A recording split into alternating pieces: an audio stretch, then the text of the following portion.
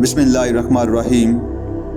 सामिन, अब मसला कश्मीर असल सूरत हाल बानी पाकिस्तान के प्राइवेट सेक्रेटरी KH खुर्शीद मरहूम साहब कहते हैं कि इस ज़माने में कोई भी शख्स ये तसव्वुर नहीं कर सकता था कि कश्मीर का मामला इस कदर पेचीदा हो जाएगा।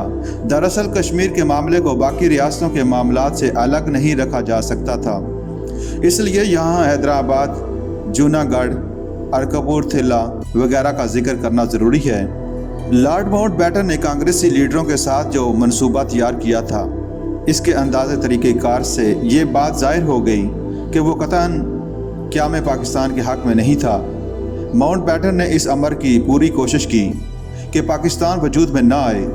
अगर ऐसा हो जाए तो ये इंतज़ाम होना चाहिए कि पाकिस्तान पैदाइश के साथ ही ख़त्म हो जाए। रियासतों के मसले में जो पेचीदगी आई वो बरतानवी अहकाम की बदनीति की वजह से पैदा हुई। ये अमर काबिल ज़िक्र है कि कश्मीर वाहिद रियासत थी जिसके महाराजा से मिलने पाकिस्तान बनने से पहले लॉर्ड माउंटबेटन ये नफ्स नफीस कश्मीर गए। हालांकि वो हैदराबाद के सिलसिले में भी ऐसा कर सकते थे। वो हैदराबाद जिसने दूसरी आलमी जंग में बरतानिया का इतना साथ दिया था कि सरकार बरतानिया ने हैदराबाद को रफ़ीक ख़ास के खिताब से नवाजा। लेकिन माउंटबेटन का सिर्फ कश्मीर को मुंतखब करना और महाराजा हरी सिंह को धमकी देना इस बात की गममाज़ी करता है कि वो इस बात पर तुला हुआ था कि कश्मीर के सिलसिले में पाकिस्तान के लिए पेचीदगियाँ पैदा की जाएं।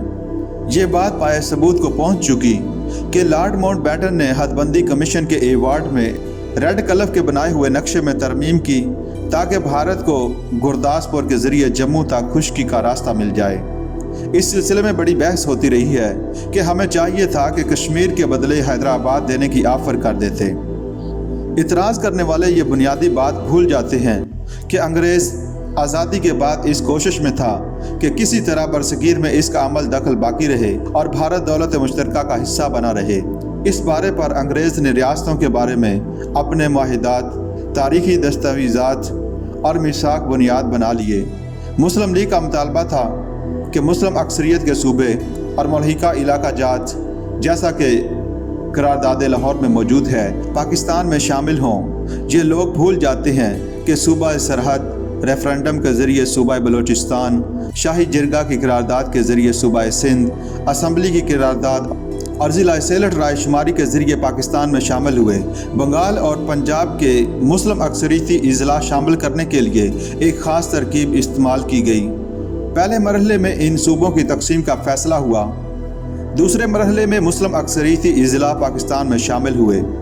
गोया कि हर इलाके का तरीक़ेकार मखसूस हालात पर मबनी था। रियासतों की पोजीशन इससे भी ज़्यादा पेचीदगी थी, इसलिए इस ज़मन में हुकूमत बरतानिया के किए गए फ़ैसले को ही कबूल करना पड़ा। इस हकीकत से भी इनकार नहीं किया जा सकता कि मुसलमानान हिंद, निज़ाम हैदराबाद, नवाब भोपाल और दीगर मुस्लिम वालियान रियासत के साथ एक गहरा जज्बाती लगाव रखते थे, क्योंकि रियासती हुक्मरानों ने बरसगीर में मुसलमानों की मजहबी, तहजीबी और लिसानी खिदमात में एक ख़ास किरदार अदा किया। बरतानवी हुकूमत ने यह ऐलान करने के बाद कि रियासतें अगर चाहें तो खुद मुख्तार रह सकती हैं, हैदराबाद की खुद मुख्तार ना सिर्फ तस्लीम कर ली बल्कि दिल्ली, कराची, लंदन और न्यूयॉर्क में हैदराबाद हुकूमत ने अपने सफारती नुमाइंदे जो एजेंट जनरल कहलाते थे मुकर्रर किए। कांग्रेस को अब ये खदशा पैदा हुआ कि हैदराबाद खुद मुख्तार रहा तो इससे भारत की दूसरी रियासतों को भी शह मिलेगी।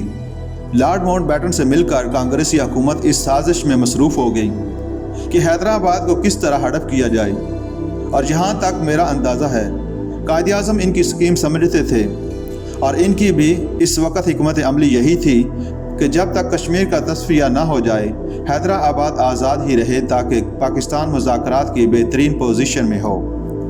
ये सारी बात जानने के बाद इस नतीजे पर पहुंचना आसान है कि जो लोग सरे से पाकिस्तान को ख़त्म करने पर तुले हुए थे उनमें से सौदेबाजी कैसे हो सकती थी कि कश्मीर के अवज़ हैदराबाद भारत को दे दिया जाए, क्योंकि वो तो दोनों को भारत में शामिल करना चाहते थे।